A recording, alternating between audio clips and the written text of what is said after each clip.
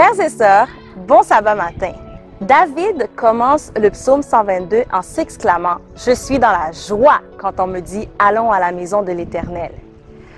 Par contre, ça fait quoi? Quelques 450 jours, peut-être plus, que nous ne pouvons pas accéder pleinement à cette joie.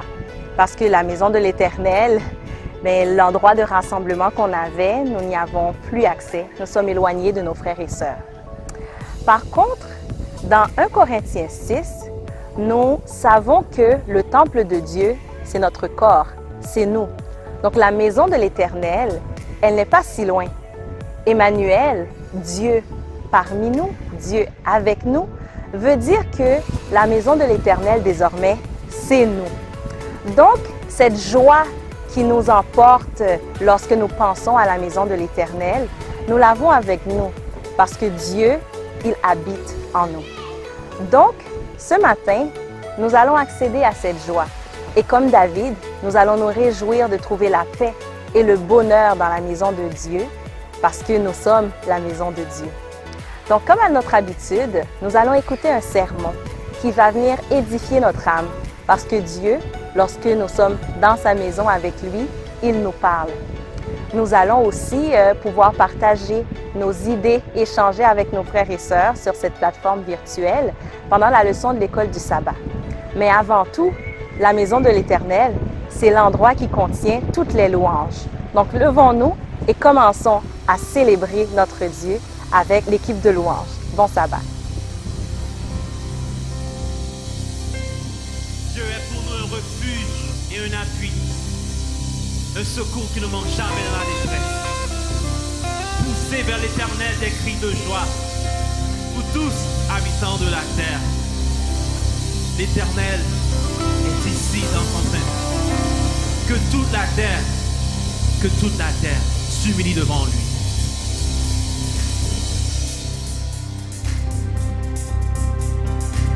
Là que vous soyez, chantez avec nous.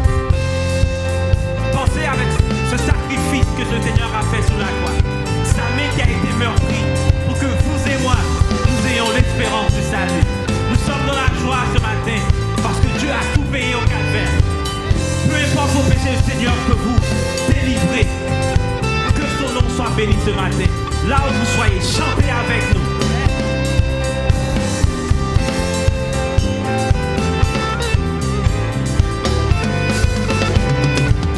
Je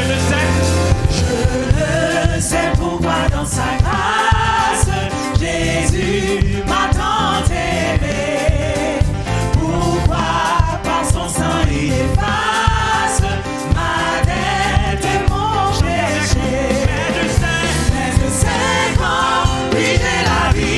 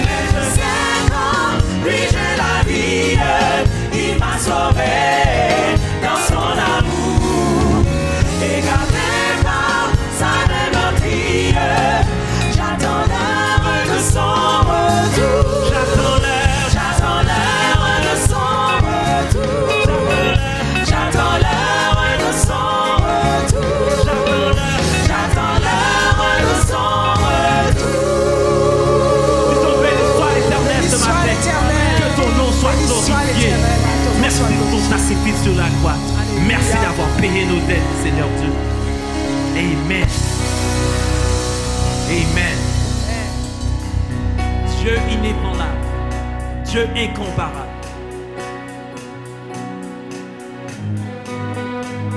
Oh, eh, oh, oh. Béni soit son Saint-Nom. Béni soit son Saint-Nom.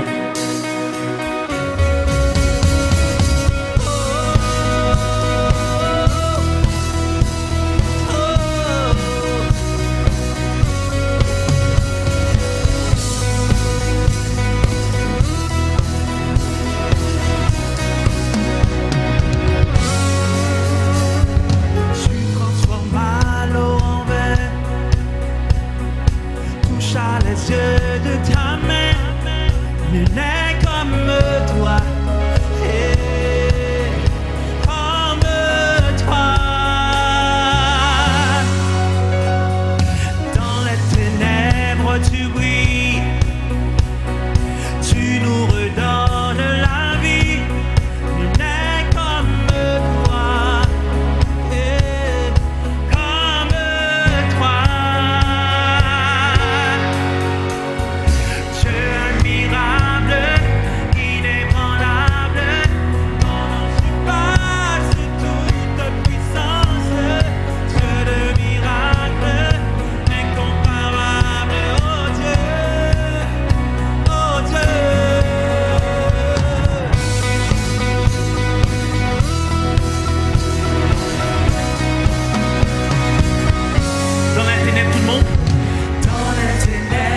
Tu brilles, Tu nous redonnes la vie. tu nous redonnes la vie. Nul n'est comme toi, Comme toi. comme toi. Dieu admirable. Dieu admirable, inébranlable, ton nom surpasse toute puissance. Dieu de miracles, incomparable, oh Dieu, oh Dieu. Dieu admirable, inébranlable, ton nom surpasse toute puissance. Dieu de miracles, incomparable, oh Dieu, oh Dieu, oh Dieu.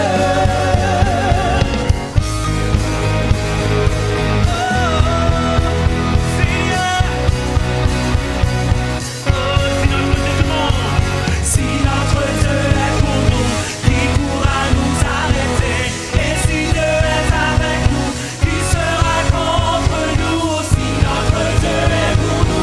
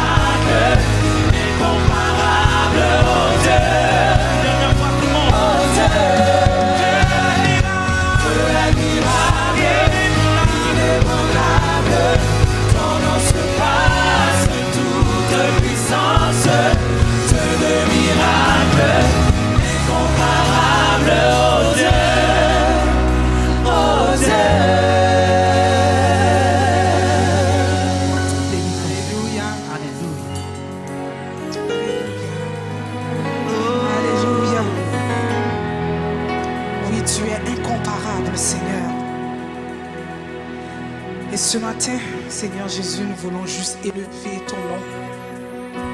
Nous voulons glorifier ton nom, Seigneur. Oui, de tout notre cœur, Seigneur Jésus, nous élevons ton nom. Merci pour la vie, Seigneur. Merci pour ta grâce, Seigneur. Ce matin, nous allons élever des alléluia à notre Dieu. Là où vous êtes à la maison, bénissez le nom de l'Éternel pour tous ses bienfaits envers vous. Alléluia. Oh, oh, oh, oh.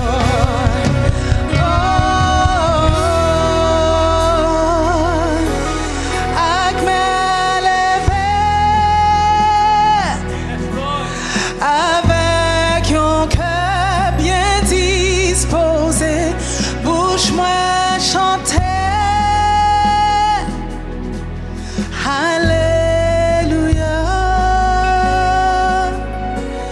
Avec mes lèvres,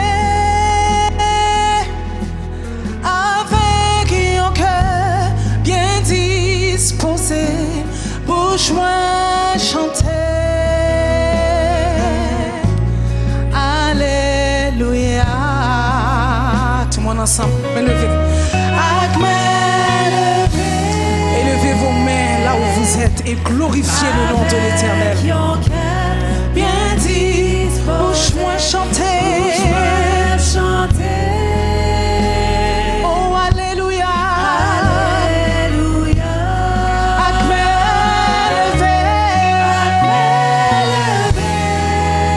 avec un cœur bien disposé. Alléluia. Bouche-moi chanter. Oh, alléluia. Avec mes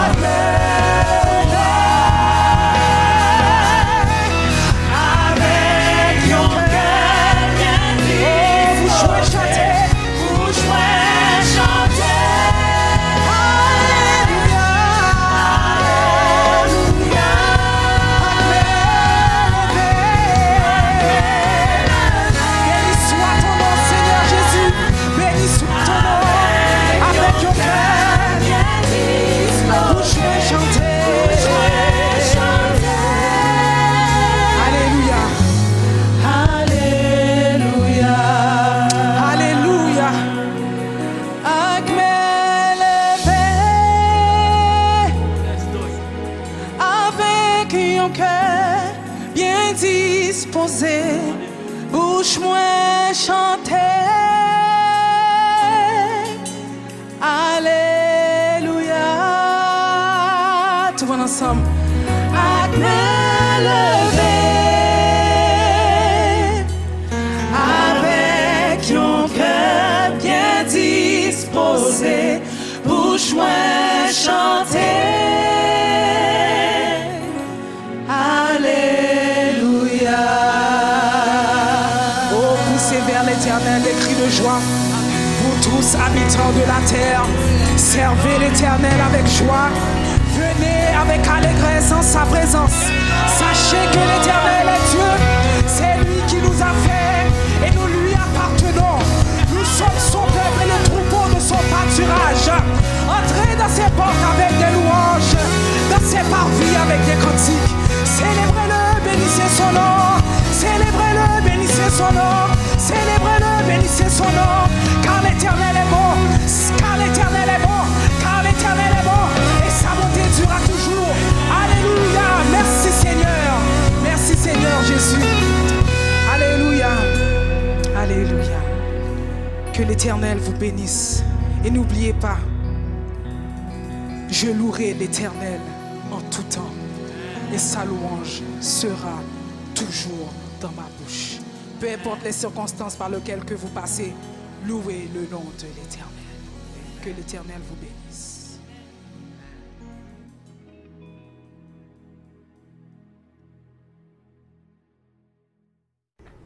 Chers frères et sœurs, amis visiteurs, bonjour, bon sabbat.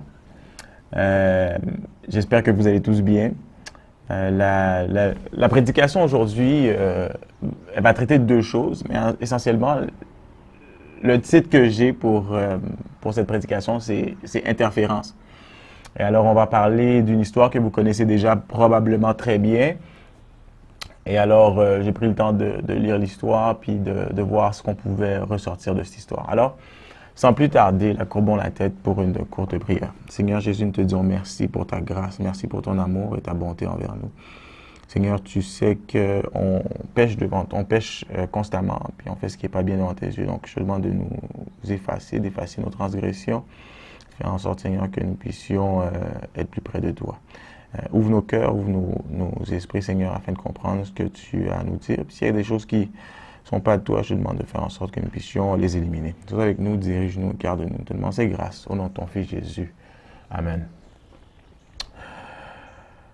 Alors, comme je vous disais un peu plus tôt, le message d'aujourd'hui nous parle d'interférences, des interférences auxquelles on fait face au cours d'un parcours de vie chrétienne, au cours d'un parcours de vie de parents chrétiens. Et aujourd'hui, on va voir deux histoires qui vont nous révéler un peu comment agir dans les moments d'interférence. Alors, l'histoire, en fait, l'histoire qu'on va lire se trouve dans le livre d'un Samuel. Et on va commencer à lire à partir du verset 9. Mais juste avant de lire, on va se donner un peu de contexte. Alors, c'est l'histoire, je dirais pas un drame, mais c'est une histoire de problèmes familiaux. Okay? Fait que c'est l'histoire d'Anne, en fait, en réalité, qui est la femme d'Elkana. Et le problème, c'est que Elkana, il n'y a pas juste Anne comme femme, il y a aussi Pénina. Et Anne, elle réussit pas à avoir des enfants, donc ça la dévaste en fait. La Bible nous dit que Elkana aime Anne. Il dit pas qu'il aime pas. La Bible dit pas qu'il aime pas Pénina, mais clairement il a une préférence. Pour Anne, en sorte qu'il lui fait des traitements de faveur. Il lui donne un peu plus pas de dîmes, mais d'offrandes à donner à l'Éternel, etc. Le problème, c'est quoi? Le problème, comme je vous dis, c'est que Anne est stérile. Et le fait qu'elle soit stérile, vous savez, juste pour mettre un peu plus de contexte, vous savez, le stigmate qu'il y avait avec le fait d'être stérile à l'époque, c'était une malédiction ou c'était une bénédiction de pouvoir avoir des enfants. Du coup, il y a une perception négative qu'on peut ressentir lorsqu'on était incapable d'avoir des enfants. On supposait à tort ou à raison qu'on était maudit si on ne pouvait pas avoir des enfants. Et dites-vous, dans ce foyer en particulier, la pression qu'Anne ressentait était d'autant plus grande parce que sa rivale, Pénina, elle avait des enfants. Right? Qu'elle avait des enfants avec Elkana. Et ça faisait en sorte qu'il y avait cette rivalité. Bon, comme Elkana aime plus Anne, mais elle, Pénina, c'est des suppositions, mais Pénina, ben, elle va rendre la vie d'Anne très difficile. Ils vivent ensemble, fait que imaginez-vous un peu la dynamique familiale. Donc, la honte d'Anne de ne pas être en mesure de donner des enfants à son mari, la peur d'être mise de côté par son mari, Pénina qui ne manque pas une occasion de se moquer d'elle. Puis en fait, ce que la Bible dit par rapport à ça, c'est que Pénina mortifiait Anne dans le but de la faire stérilité, de ce que Dieu l'avait rendu stérile. Puis ça, on trouve ça dans 1 Samuel 6, verset 6 et 7. La situation était tendue, là, pour le moins dire. Elle crainte de perdre son mari, sa stabilité, sa place. Peut-être qu'elle se disait, ben, il va en prendre une autre. On ne sait pas en réalité ce qu'elle pensait. Comme je vous disais, là, c'est de la spéculation. Mais une chose est sûre, c'est qu'elle était triste. Et c'est à ce moment-là qu'on se trouve un peu dans l'histoire où ce qu'on va commencer à lire. Fait ouvrons nos Bibles, lisons dans 1 Samuel 1er, verset 9. Là. Okay. Anne se leva après que l'on eut mangé et bu à Silo. Le sacrificateur était assis sur un siège près de l'un des poteaux du temple de l'Éternel. Et l'amertume dans l'âme, elle pria l'Éternel et versa des pleurs. Elle fit un vœu en disant, « Éternel des armées, si tu daignes regarder l'affliction de ta servante, si tu te souviens de moi et n'oublies point ta servante, et si tu donnes à ta servante un mâle, je le consacrerai à l'Éternel pour tous les jours de sa vie, et le rasoir ne passera point sur sa tête. » Comme elle restait longtemps en prière devant l'Éternel, Élie observa sa bouche. Anne parlait dans son cœur et ne faisait que remuer les lèvres, mais on n'entendait point sa voix. Élie pensa qu'elle était ivre, et il lui dit, « Jusque à quand seras-tu dans l'ivresse? Fais passer ton vin. » Anne répondit, « Non, mon Seigneur, je suis une femme qui souffre en son cœur, et je n'ai bu ni vin, ni boissons enivrantes, mais je répandais mon âme devant l'Éternel. Ne prends pas ta servante pour une femme pervertie, car c'est l'excès de ma douleur et de mon chagrin qui m'a fait parler jusqu'à présent. » Il y reprit la parole et dit, « Va en paix et que le Dieu d'Israël exauce la prière que tu lui as adressée. » Elle dit que ta servante trouve grâce à tes yeux. Et cette femme s'en alla. Elle mangea et son visage ne fut plus le même. Ils se levèrent de bon matin et après s'être prosternés devant l'Éternel, ils s'en retournèrent et revinrent dans leur maison à Rama. Donc ça, c'est la première histoire. Comme je vous ai dit, on met en parallèle deux histoires aujourd'hui. La première chose qu'on voit ici, c'est que Anne avait une relation personnelle avec Dieu. Et comme on l'a vu plus tôt, Pénina, ben, vraisemblablement, elle savait, puis elle essayait de sortir Anne de ses gonds, finalement. Le texte, il dit, comme je vous disais, au verset 6 et 7, là, le verset 6 était, sa rivale lui prodiguait les mortifications pour la porter à s'irriter de ce que l'Éternel l'avait rendu stérile. Donc, elle le savait et elle voulait qu'elle s'irrite. Des fois, il y a des gens dans nos vies qui sont là juste pour créer des interférences. Il y a des situations dans nos vies qui sont là simplement pour nous faire sortir de nos gonds. Ils ne servent aucune autre utilité à part de nous faire changer de trajectoire. Et la meilleure façon de nous faire perdre les gonds, c'est de rentrer dans nos sentiments. Il n'y avait rien de plus intense pour Anne que de ne pas être en mesure d'avoir des enfants. Et c'est exactement ce sur quoi Pénina misait pour essayer de la faire sortir de ses sentiments. Mais laissez-moi vous dire qu'une fois qu'on perd le contrôle, on laisse les émotions emporter, on a perdu la bataille. Mais Anne, elle se garde de s'en prendre à Pénina dans cette histoire. L'histoire nous montre comment Anne se retient. À aucun moment, on voit que Anne s'en prend à Pénina, qu'elle lui souhaite du malheur, rien de tout ça. Quand ça aurait pu être facile, tu sais. Anne pleure, elle est au bord du gouffre, mais elle reste au pied du maître. C'est très important. C'est une merveilleuse, à mon sens, c'est une merveilleuse leçon de vie pour nous les chrétiens pour nous les chrétiens qui passons à travers des épreuves difficiles. Ou des fois, c'est même pas des épreuves difficiles, c'est des objectifs qu'on donne, des missions qu'on a. on se dit, par exemple, on va consacrer tel talent à Dieu, on va consacrer tel moment à Dieu.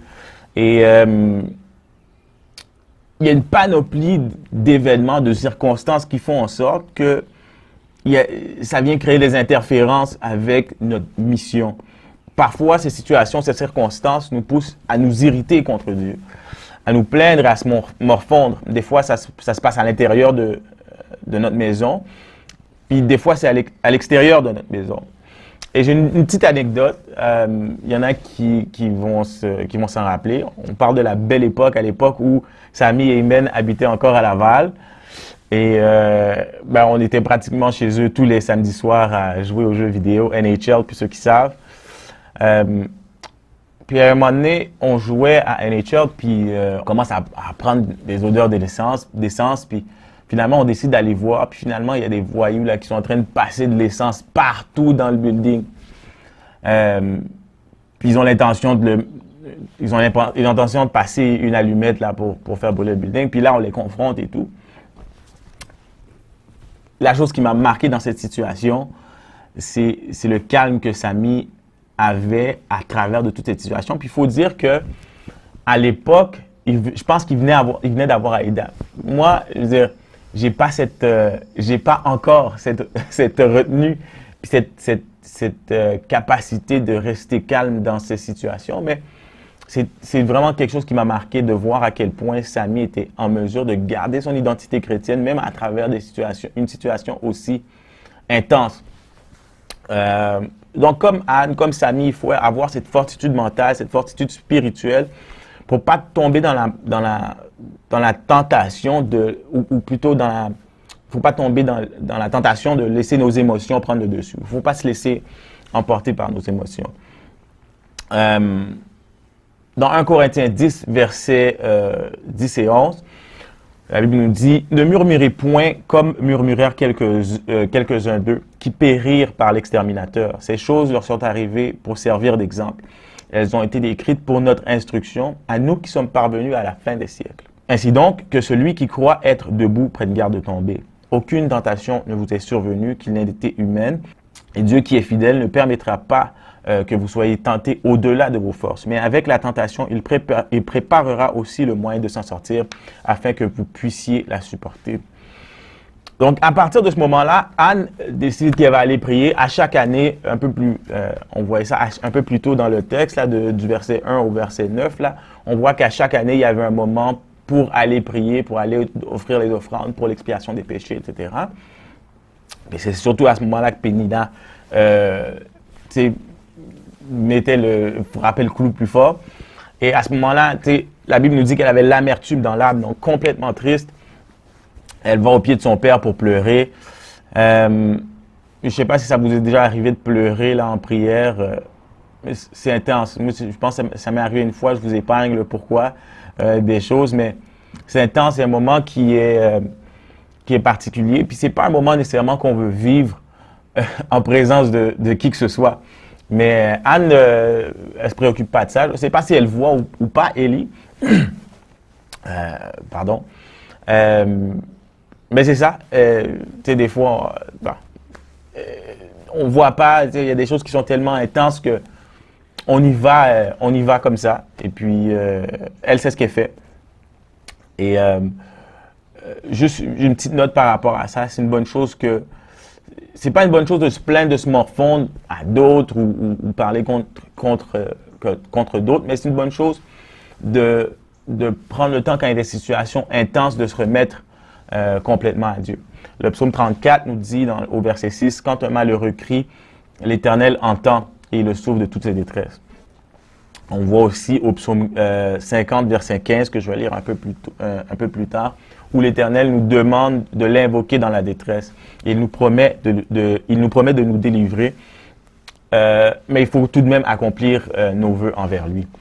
Donc, on va regarder au verset 12 et 14, comment Élie réagit, on l'a lu un peu là, comment Élie réagit à Anne qui est là.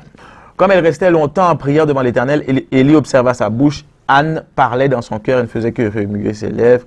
mais on n'entendait point sa voix. Élie pensa qu'elle était ivre et il lui dit, « Jusque à quand seras-tu dans l'ivresse? Fais passer ton vin. » Élie, qui était assis pas très loin, avait aucune idée en réalité de ce qui se passait dans la vie d'Anne. Tout ce qu'il voit, c'est une dame qui a l'air saoule. Puis, tu sais, je vais le dire en créole. En créole, je l'imagine comme ça. C'est... Ta fiaté. Regardez, femme pas ouais. Ou bien sinon encore, démasqué au devant là. Ou encore en québécois, hey, coudon, t'es donc bien pacté. Rentre chez vous. Fait que, on imagine la sévérité avec laquelle il parle à Anne. Le sacrificateur à l'époque, c'est comme le pasteur aujourd'hui. Alors, mettons-nous dans les chaussures d'Anne aujourd'hui. Imaginez-vous épuisé du travail, du stress avec votre mari ou avec votre femme, grosse tension à la maison, difficulté avec les enfants, difficulté au travail. Samedi matin, arrivé, on arrive pour prier, tu viens déposer tes fardeaux devant l'Éternel et puis Pasteur Georges arrive. Et puis Pasteur Georges te dit, ta vie à terre. C'est difficile à imaginer aujourd'hui parce que on est à une certaine époque, on est à une certaine ère, mais imaginez-vous la scène dans notre époque. Il y a plusieurs d'entre nous qui auraient démissionné de leur poste, qui auraient quitté l'Église, qui auraient dit « change d'Église, moi c'est pas une Église pour moi », carrément quitter la foi, moi les Adventistes ci, moi les chrétiens ça. Mais ce qu'on voit ici, c'est que Anne n'avait pas une relation avec Élie, Anne avait une relation avec Dieu. Et c'est ce qui est important dans nos vies aussi. C'est important de réaliser que des choses vont arriver à l'Église, des choses vont arriver avec nos frères et sœurs. Et ce n'est pas ce qui doit déterminer la finalité de notre mission. Il y en a même qui se mettraient à parler mal du pasteur ou de l'organisation, comme je vous dis. Mais ce qui est beau à voir ici, c'est qu'Anne avait une relation avec son Dieu, pas avec le pasteur, pas avec un frère un tel ou une sœur un tel. Et à cause qu'elle avait une relation avec Dieu personnel, mais elle a su maintenir le cap sur sa mission. Et elle a su réagir adéquatement à l'interférence à laquelle elle faisait face. Et donc, il y a une chose aussi qu'il faut dire ici. Est-ce que Élie avait tort de parler à Anne comme elle a fait? Ben, je ne vais pas statuer sur ça. Une chose est certaine, c'est que même les hommes de Dieu se trompent. Et ce n'est pas suffisant pour, comment je pourrais dire, mettre un gros parapluie sur la dénomination, sur la foi, etc. Donc, Anne, elle avait une belle relation avec Dieu et elle a, malgré que tous les éléments étaient réunis là, pour lui faire dire « assez, c'est assez, c'est le bout du bout ». Moi, j'ai un collègue qui, quand il est tanné, là, il dit « je ne vais pas me faire niaiser, il dit, je vais pas me faire niaiser longtemps de même ». Fait qu'elle aurait pu facilement se dire toutes ces choses-là, abandonner, partir, un peu comme les acolytes de Job, là, qu'on pense à l'histoire. Mais Anne connaît sa mission, elle ne se laisse pas interrompre par les interférences, les bruits. Au contraire, elle en profite pour expliquer au sacrificateur ses problèmes avec sagesse, avec humilité. Elle ne laisse pas ses sentiments prendre le contrôle. Et c'est là que les bénédictions se concrétisent à travers la personne même qui lui avait mal parlé. Des fois, comme je vous disais, les pasteurs font des erreurs, les frères font des erreurs. Mais ça n'a rien à voir avec ta mission. Il faut rester focalisé sur la mission qu'on a. Il faut rester en symbiose avec Dieu, en symbiose avec la mission qu'il nous a donnée pour pouvoir la mener à terme. Dieu nous donne des talents, Dieu nous donne des aptitudes et il veut qu'on le serve avec ces aptitudes. Il veut qu'on le serve, que ce soit en administration pour aider à diriger l'Église ou que ce soit en chantant ou en jouant de la musique. Et très attention, si on laisse nos familles, nos femmes, nos enfants, nos querelles, notre orgueil prendre le dessus, ben on fait ce qui est mal. On fait ce qui est mal devant Dieu. Donc, on connaît bien la parabole des talents. Dieu s'attend de nous à ce que quand il nous donne des talents, ben, on les fasse fructifier, pas qu'on les enfouisse sous la terre. Donc ça, c'est la première histoire qui parle un peu de comment gérer les interférences. La deuxième histoire, c'est la suite finalement.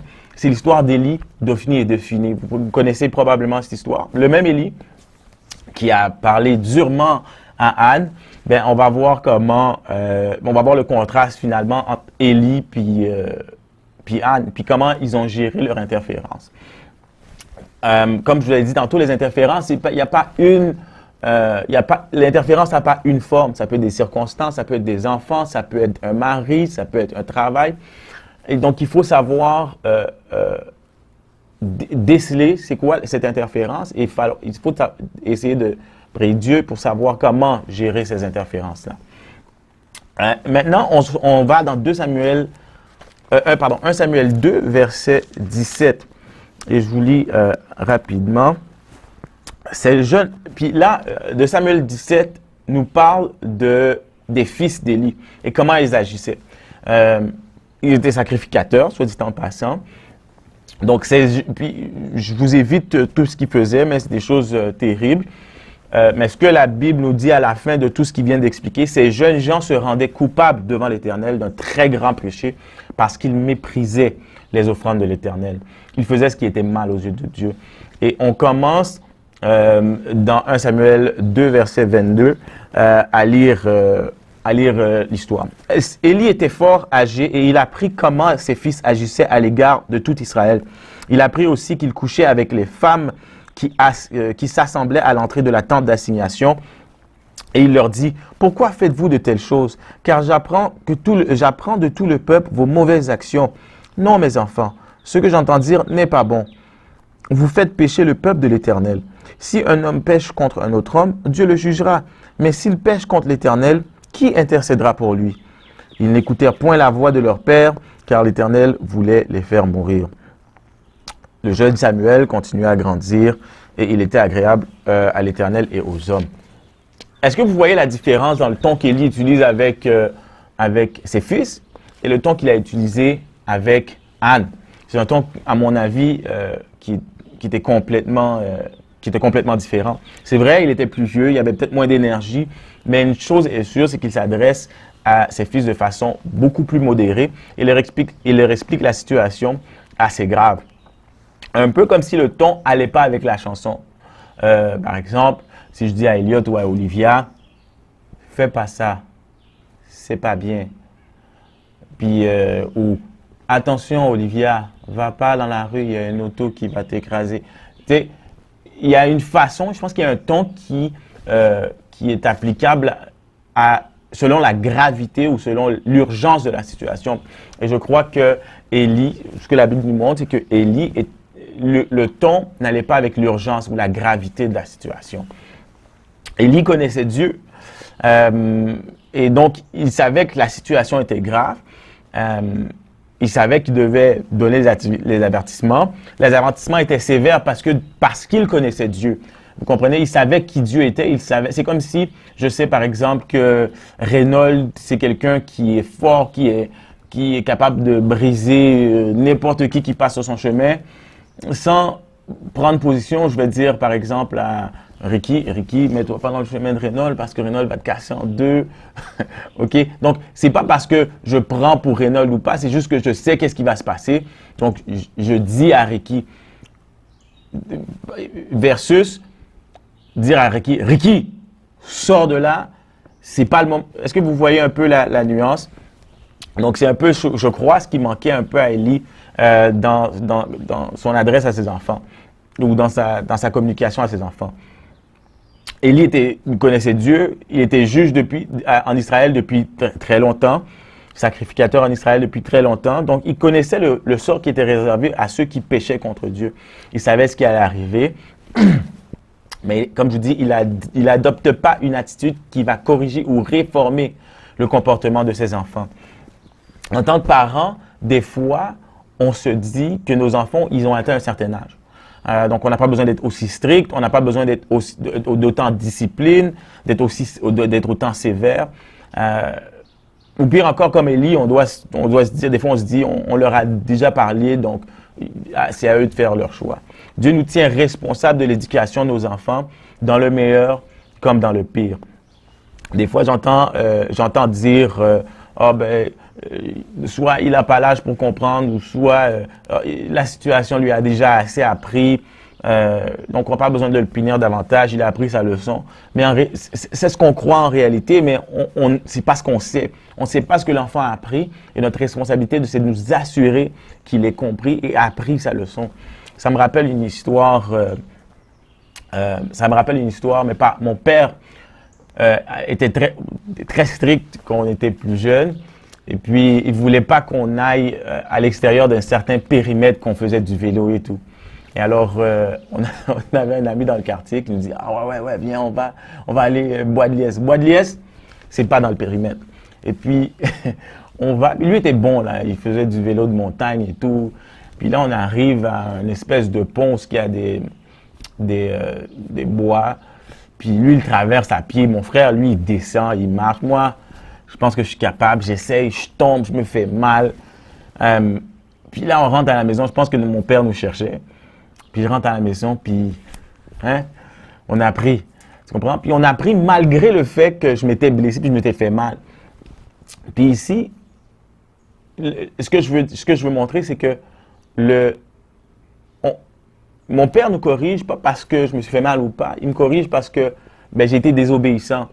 Et la désobéissance, c'est pas correct. Donc, il nous corrige par rapport à ce trait de caractère. Parce que, en réalité, est-ce que j'avais compris que c'est de la désobéissance ou pas? Après, j'ai compris. Mais sur le moment, quand j'ai tombé, est-ce que je me suis dit, ah, j'aurais dû écouter mon père? Non, je me suis juste dit, j'aurais dû descendre du vélo comme Chibi. Tu comprends? Je me suis pas dit, j'aurais dû écouter mon père parce que, en réalité, Chibi, lui, il n'avait pas eu de problème. Donc c'est juste ça. Donc, il faut vraiment prendre le temps de... Bon, écoutez, dans Proverbe 13, verset 24, ça dit « Celui qui ménage sa verge est son fils. Mais celui qui l'aime cherche à le corriger. » Dans Proverbe 23, verset 12, ça nous dit « N'épargne pas la correction à l'enfant. Si tu le frappes de la verge, il ne mourra point. En le frappant de la verge, tu délivres son âme du séjour des morts. » Mais un des gros problèmes que nous avons aujourd'hui, c'est qu'on se fait dicter nos façons d'élever nos enfants, nos façons d'être avec les courants de pensée populaires. Et moi, je crois que c'est un grand danger. Élie n'a pas corrigé le comportement de ses enfants. Au contraire, il les a tolérés. Certains diront, mes enfants sont trop vieux pour que je les corrige. Mais il faut se rappeler que les fils d'Élie étaient vieux. Vieux. La Bible nous dit que c'était des jeunes gens, mais c'était des jeunes gens qui avaient des femmes, qui étaient enceintes, qui s'apprêtaient à accoucher.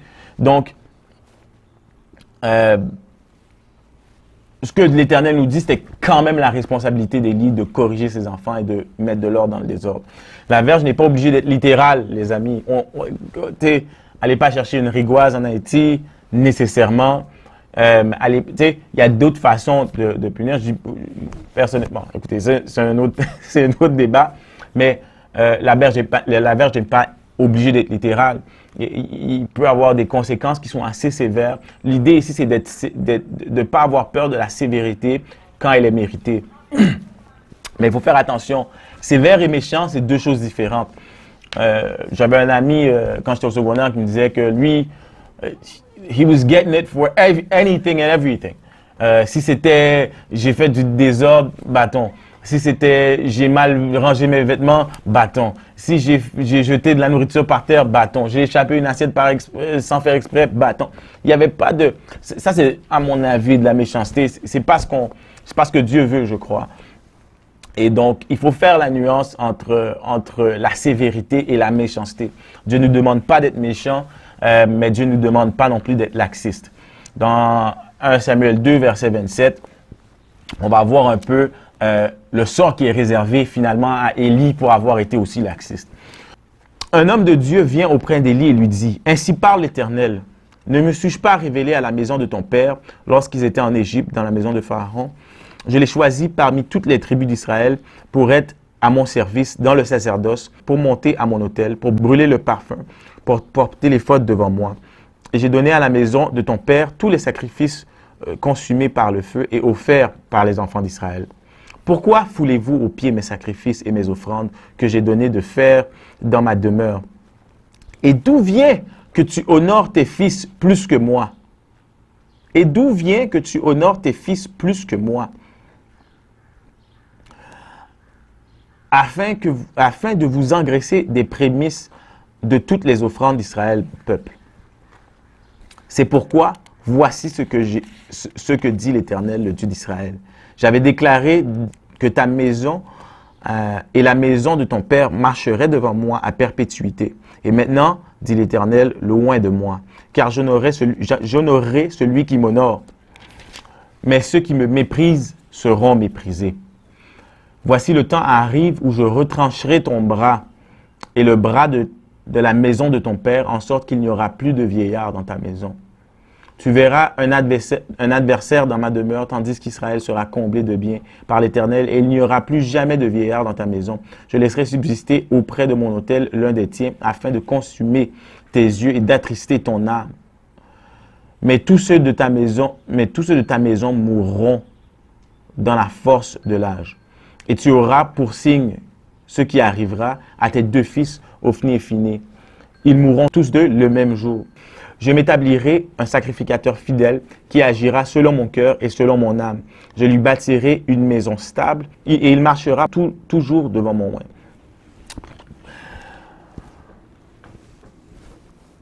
Le verset 29 nous dit « Et d'où vient que tu honores tes fils plus que moi ?» Et quand j'ai lu ce passage, ça m'a frappé. Je me suis posé la question « Et nous ?» C'est qui qu'on honore plus que Dieu? Est-ce que c'est un emploi? Est-ce que c'est une femme? Est-ce que c'est nos maris, nos parents, notre famille? Je veux dire, et qu'est-ce que ça veut dire honorer quelqu'un plus que Dieu? Dans le cas d'Élie, c'était de ne pas avoir été assez sévère avec ses enfants, qui faisait en sorte qu'il continuait à perpétuer ses mauvais comportements. Mais il faut franchement avoir cette introspection pour savoir est-ce que réellement on honore quelqu'un plus que Dieu. La malédiction qu'Élie reçoit est terrible parce qu'il n'a pas su gérer les interférences adéquatement. Dans son cas, les interférences, c'était ses enfants et peut-être l'amour qu'il avait pour ses enfants. La mission que Dieu nous donne en tant que parents, c'est pas de rendre nos enfants médecins. Puis les gens qui me connaissent bien savent que mes 3 enfants vont être médecins grâce à Dieu. Mais la mission que Dieu nous donne, c'est pas que nos enfants soient médecins ou ingénieurs ou infirmières avec des belles maisons et des belles voitures. La mission que Dieu nous donne en tant que parents, c'est que nos enfants deviennent des citoyens du royaume des cieux. La mission que Dieu nous donne pour nos enfants, c'est de s'assurer qu'ils suivent la voie de Dieu et qu'ils soient sauvés. Dieu nous demande également de protéger la mission qu'il nous donne et d'y être fidèle en dépit des interférences qu'on peut subir dans nos vies. Il faut ni laisser ni les frères, ni les sœurs, ni la famille, ni l'orgueil, ni quoi que ce soit venir interférer à la mission que Dieu nous donne, que ce soit pour nos enfants ou que ce soit personnellement dans nos vies. Chers frères et sœurs, ne laissez pas vos maris interférer dans la mission que Dieu vous donne. Ne laissez pas vos épouses interférer dans la mission que Dieu vous donne. Car mettre quoi que ce soit devant Dieu pourrait nous attirer des malédictions sérieuses. Pas juste à nous, puis ce qu'il faut prendre en considération aussi, dans la situation, quand on lit un peu plus loin, on voit que quand les Ophni et Phiné meurent, la femme elle donne naissance et meurt. Élie apprend la nouvelle, il tombe, il meurt. Fait qu'il y a une panoplie des actions d'Ophni et Phiné. Son père meurt, des actions d'Élie. Ses fils meurent, sa belle-fille meurt. Il y a tellement de personnes qui peuvent être impactées par le fait de mal agir devant l'Éternel. Donc, il faut faire attention à ça. Il faut apprendre à servir Dieu avec intégrité. Et il ne faut pas croire que parce que Dieu nous fait grâce, il ne voit pas. Okay? Il nous fait grâce parce qu'il nous aime. Il nous fait grâce à cause de son Fils Jésus qui est mort pour nous sur la croix. Mais conformons-nous à sa parole. Et pour terminer, je vais lire avec vous l'avertissement que Dieu nous donne au psaume 50, les versets 16 à 21. Et Dieu dit aux méchants, et à ce moment-là, c'est le psaume d'Asaph, qui parle, dans la première partie du psaume, il parle à son peuple. Et dans la deuxième partie du psaume, il parle à son peuple, mais les méchants de son peuple. Et il dit, « Quoi donc? Tu énumères mes lois et tu as mon alliance à la bouche. Toi qui hais les avis et qui jettes mes paroles derrière toi. Si tu vois un voleur, tu te plais avec lui. Tu pars avec les adultères. Tu livres ta bouche au mal et ta langue est un tissu de tromperie. Tu t'assieds et tu parles contre ton frère et tu diffames le fils de ta mère. Voilà ce que tu as fait et je me suis tu. Tu t'es imaginé que je te ressemblais, mais je vais te reprendre et tout mettre sous tes yeux. Prenez-y donc garde, vous qui oubliez Dieu, de peur que je ne déchire sans que personne ne délivre. Donc, écoutez, c'était mon message aujourd'hui. Il faut apprendre à gérer nos interférences, les interférences de nos vies. Et certainement, il faut toujours se rappeler que Dieu devrait prendre la première place dans nos vies. Il faut se rappeler que Dieu est celui pour lequel on vit. Il nous donne des talents, il nous donne une mission. Restons focalisés sur la mission qu'il nous donne. C'est tout ce que j'avais pour vous aujourd'hui. Merci et bon sabbat. Que Dieu vous garde.